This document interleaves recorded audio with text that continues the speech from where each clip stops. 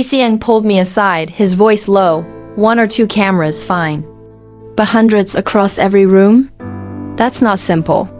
Key's just a manager, he doesn't have the skills or time for this. I nodded in agreement.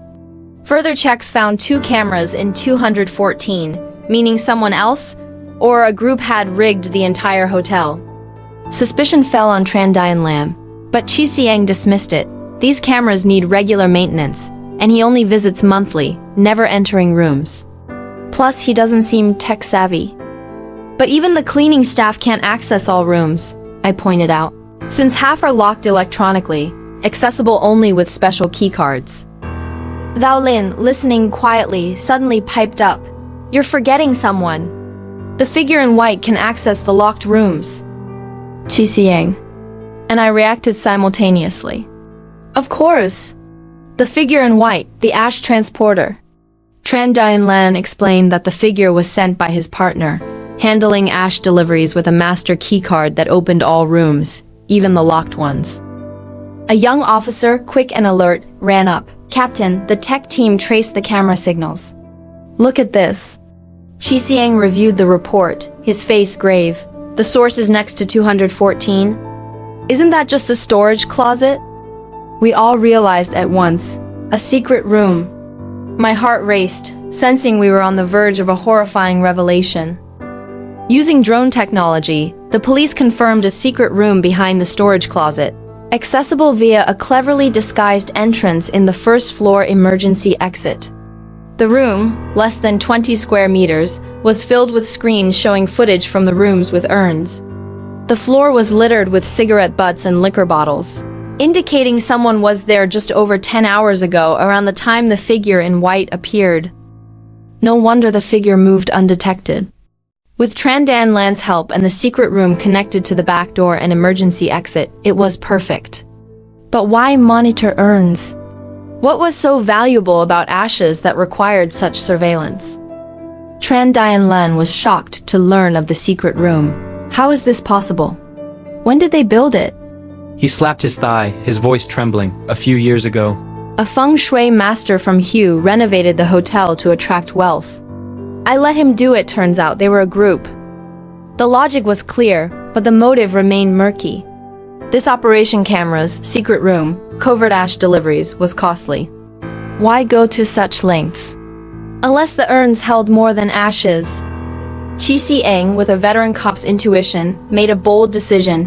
Open all the urns and check. I don't believe this is just superstition. In Vietnamese tradition, ashes are sacred and untouchable. If nothing was found, the backlash could end Kung's career. 1, 2, 3.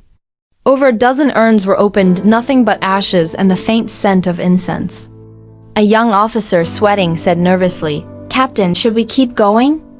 If there's nothing, Xiang gritted his teeth, his eyes resolute. Keep going. Open them all. Lin, her hands pale, whispered to me, Teacher, if we find nothing, what'll happen to Xiang? I sighed, my voice low. He might not be a cop anymore. But his instincts are rarely wrong. At the 21st urn, Xiang tensed, stepping forward to smell a sour odor. He touched the fine white powder inside and exhaled. Heroin. His voice was relieved, but his eyes remained sharp. Of the 56 urns, 4 contained heroin over 10 kilograms, enough to shock any cop. The truth emerged. The ash trade was a perfect cover for drug trafficking, hidden under superstition and feng shui. The urns, moved from Ho Chi Minh City and Hanoi to the Central Highlands or Northeast, weren't just for burial but to conceal crime. Xiang ordered an immediate manhunt for the figure in white across the area. Duyen Lam, pale and sweating, was speechless. I patted his shoulder. You didn't know, so you'll likely be fine. The police will sort it out. He shakily pulled a cigarette and lighter from his pocket, lighting it with trembling hands to calm himself. I froze, snatching the metal lighter and feeling the engraved L, my heart pounding. Containing my emotions, I asked in a low voice, Where'd you get this lighter? He looked confused. My drug-running partners gave it to me.